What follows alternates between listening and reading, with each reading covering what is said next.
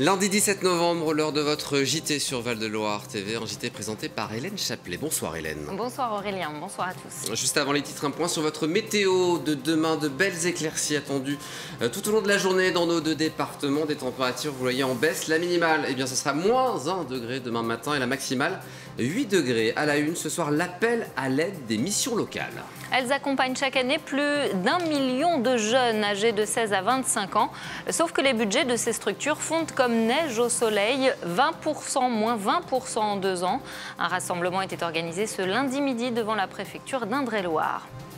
La relocalisation, c'est possible et ça marche. Coup de projecteur sur une entreprise du Vendômois qui a décidé de faire appel à un entrepreneur voisin pour remplacer son fournisseur polonais défaillant.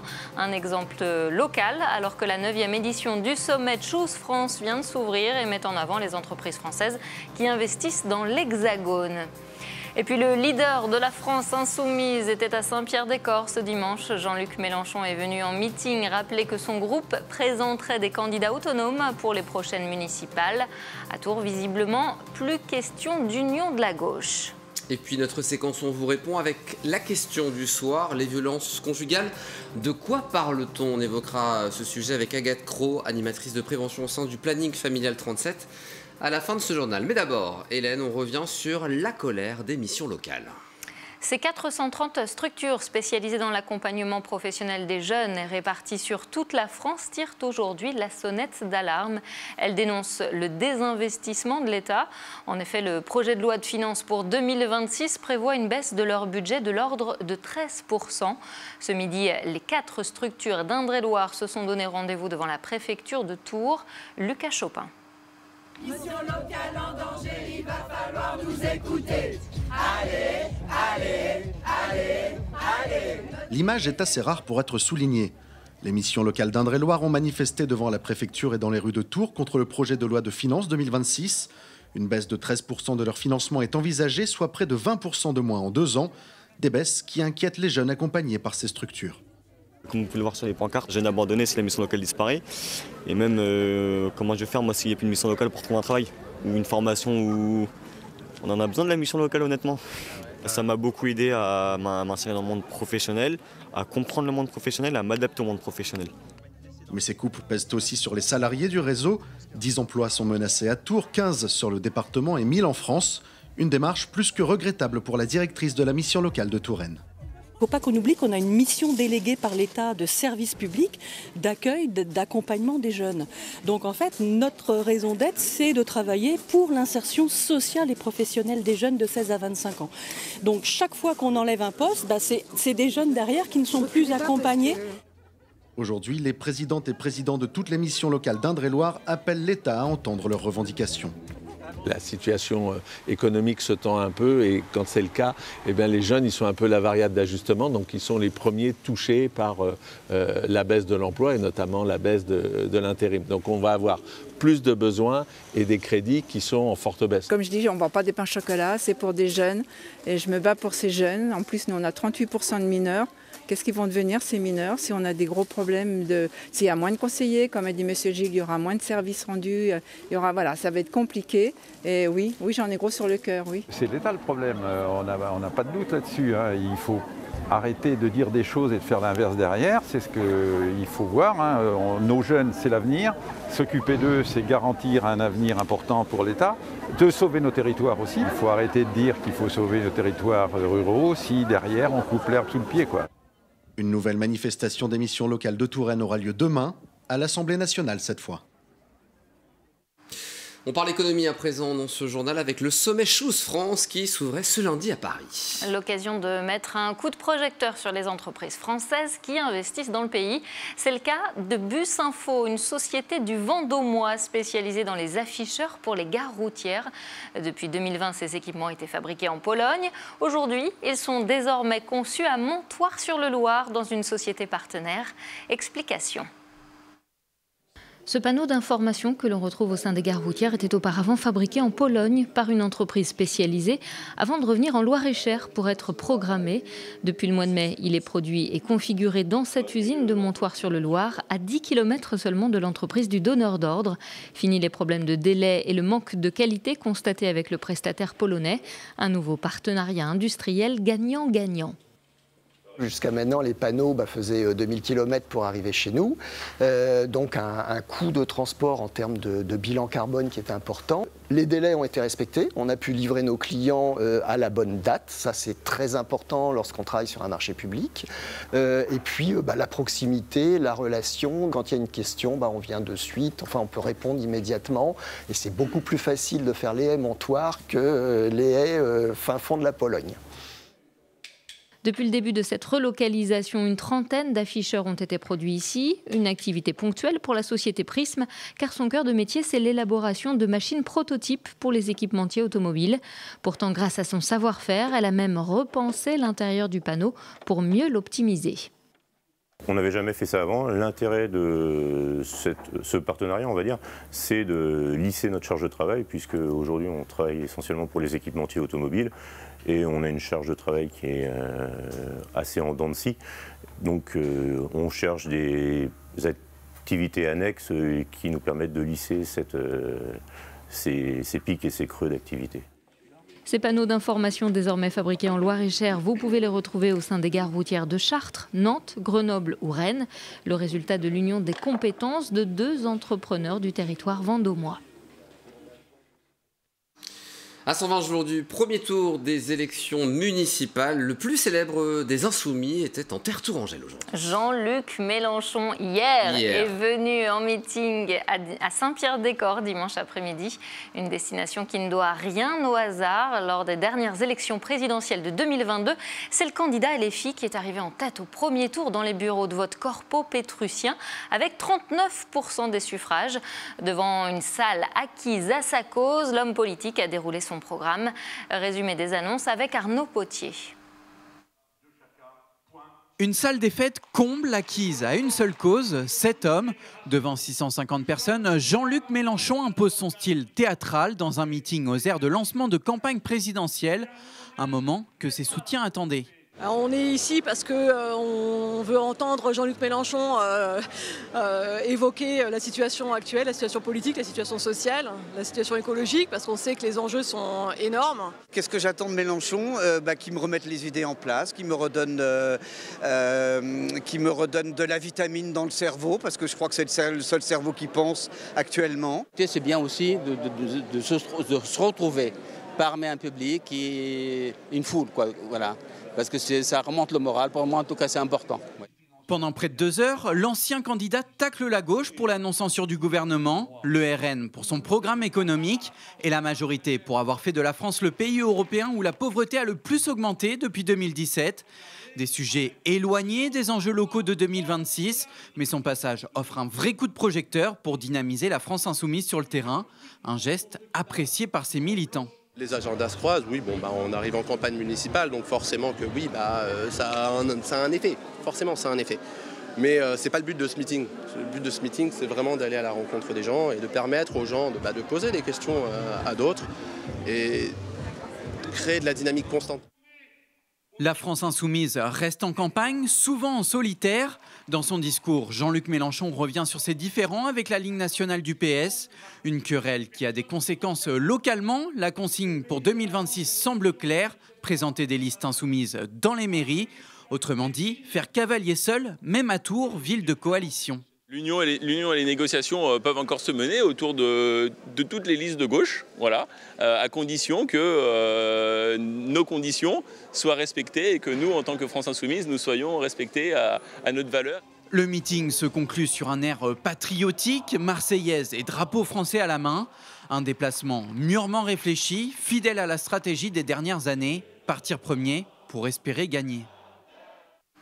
Au chapitre fait divers, cet incendie mortel à Chambourg-sur-Indre. Les faits se sont déroulés dans la nuit de samedi à dimanche. Selon nos confrères de l'ANR, un homme de 78 ans a péri dans l'incendie de son habitation. Une autopsie du corps de la victime doit être pratiquée pour connaître les circonstances exactes de son décès.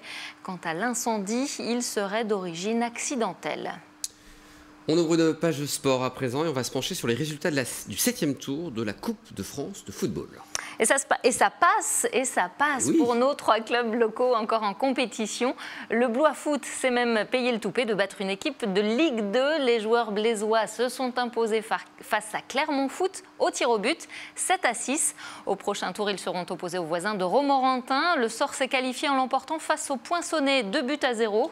L'UFT s'est également qualifié pour la suite de la compétition en battant le RC Épernay-Champagne, club de Régional 1. Au 8e tour, les footballeurs tourangeaux recevront 3 au stade de la Vallée du Cher le 29 ou le 30 novembre prochain. Un adversaire qui occupe la première marche de la Ligue 2. Une affiche qui pourrait donc remplir le stade tourangeau. C'est en tout cas l'ambition de Basile Ribou, le vice-président de l'Union Foot de Touraine. Écoutez-le. On est encore en train d'évaluer ça avec les équipes de la mairie, avec la préfecture. Il y a des questions de sécurité, il y a des questions d'organisation, mais le but est d'arriver autour de la capacité maximum. On est le petit sur ce match-là, donc essayons de créer l'exploit. Et encore une fois, c'est une expérience super, que ce soit pour les joueurs, pour le staff et pour l'ensemble du club. Si on nous avait dit qu'il y a 4-5 mois, on serait à la Vallée du Cher devant un bon nombre de personnes contre le leader de Ligue 2, on ne l'aurait pas cru. Le Tour Event Fight est de retour après 2 ans d'absence. On en parle ce soir, Hélène. Le célèbre gala de boxe s'installe à l'Allemand Conseil de Tours ce samedi. Au programme de cette nouvelle édition, des combats en kickboxing ou en muay thai. On en parle plus longuement avec notre invité du jour, Brian Massé. Bonjour. Bonjour. Vous êtes donc l'organisateur du Tour Event Fight avec votre papa et votre sœur, je ne dis pas de bêtises. Tout à fait. C'est une histoire familiale. C'est ça. Combien de compétiteurs au programme cette année? Combien de combats? Alors, 24 compétiteurs, 24 le soir, 24 l'après-midi, 20 le soir, 11 combats le soir, 10 combats l'après-midi. Donc de quoi ravir les spectateurs avec des combats professionnels et amateurs. Ce qu'il faut préciser, vous avez commencé à le dire, c'est que le gala se déroule en 2 étapes. Une partie l'après-midi et une partie Tout à le fait. soir. Voilà une partie amateur l'après-midi avec des représentants locaux, des boxeurs de chez nous. Hein, sur chaque combat, quasiment sur chaque combat, il y a des boxeurs du Boxing Club Tour Nord. Et le soir, on passe après à la partie professionnelle. Où on va retrouver des plus costauds et jusqu'au main event, c'est un combat international France-Belgique. Alors, on va voir du kickboxing, du muay thai. C'est quoi la différence? Il faut nous expliquer là. Alors, le kickboxing, on l'appelait nous, c'est le kickboxing K1, c'est une petite variante. On va utiliser les pieds, les poings, les tibias, les genoux. Ça se pratique en short, torse nu, pieds nus. Ouais. Voilà. Et le muay thai, on va y rajouter les saisies. C'est toujours un sport de contact, mais on va pouvoir saisir notre camarade, l'emmener au sol, ça s'arrête là. Dit camarade. Ça reste un camarade. Il y aura également un combat féminin entre 2 championnes de France pied-point. C'est bien ça. Donc ça concerne Angelina Gomez, une élève du Boxing Club Tour Nord, un produit 100% Tour Nord, Tour Métropole. De chez vous? De chez nous, qui était plusieurs fois championne de France. Et on la met contre une jeune fille aussi, qui a été championne de France dans sa discipline en Muay Thai, et elle en K1, et elles vont se rencontrer. Donc c'est du haut niveau junior féminin. Alors c'est vous qui organisez ces matchs, c'est vous qui allez sélectionner, j'allais dire, les combattants qui vont venir s'opposer à vos athlètes. Ma sœur et moi-même, on a réalisé le plateau pour essayer de faire progresser nos élèves, en leur mettant des élèves de haut niveau, de leur niveau du moins, peut-être même un peu plus sur le papier. Et puis le but, c'est de gagner pour franchir encore une étape de plus et être appelé dans d'autres organisations. C'est des pratiques qui sont très développées qui se développent et qui se pratiquent beaucoup sur le territoire. En France, oui. On doit être aux alentours de 60 000 licenciés. Et chez nous en Touraine? En Touraine, je n'ai pas le nombre de licenciés, mais je sais qu'il y a beaucoup de clubs. Et c'est l'intérêt aussi de faire un gala d'après-midi aussi, c'est de faire boxer beaucoup de gens de la région et de faire rencontrer les boxeurs du coin et savoir qui est le meilleur. On aime bien savoir qui est un peu le meilleur du coin aussi, c'est important. Qu'est-ce qu'on peut faire et qu'est-ce qu'on ne peut pas faire lors d'un combat?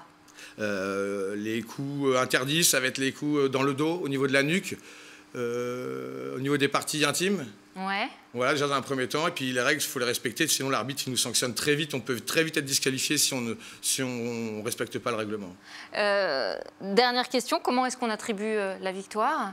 Évidemment, s'il y a un KO, j'imagine que là, c'est vite vu. Mais sinon... Le but du jeu, de ce sport, c'est de toucher sans se faire toucher. Comme on dit, c'est un peu la devise. Ouais. Toucher sans être touché, avec efficacité, dans les surfaces autorisées, avec les membres autorisés du corps.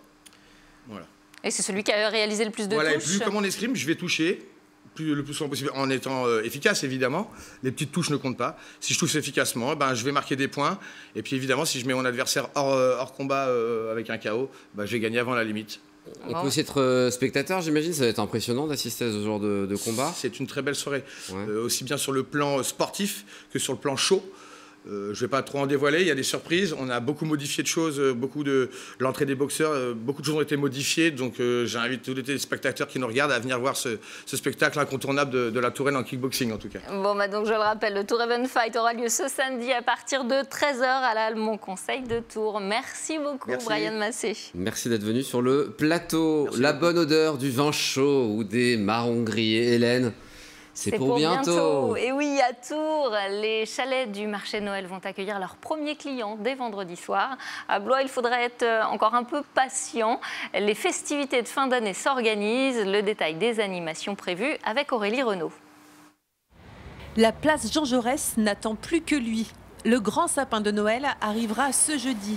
Comme chaque année, il provient d'un don de la part d'un habitant du département.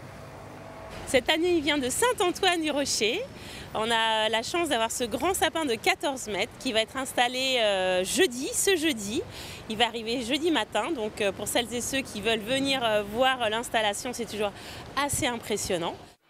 À Tours, ce sont 3,5 km de guirlandes qui vont être installées et près de 100 petits chalets, comme à Heurteloup, place de la Résistance et place Anatole France, avec le village gourmand.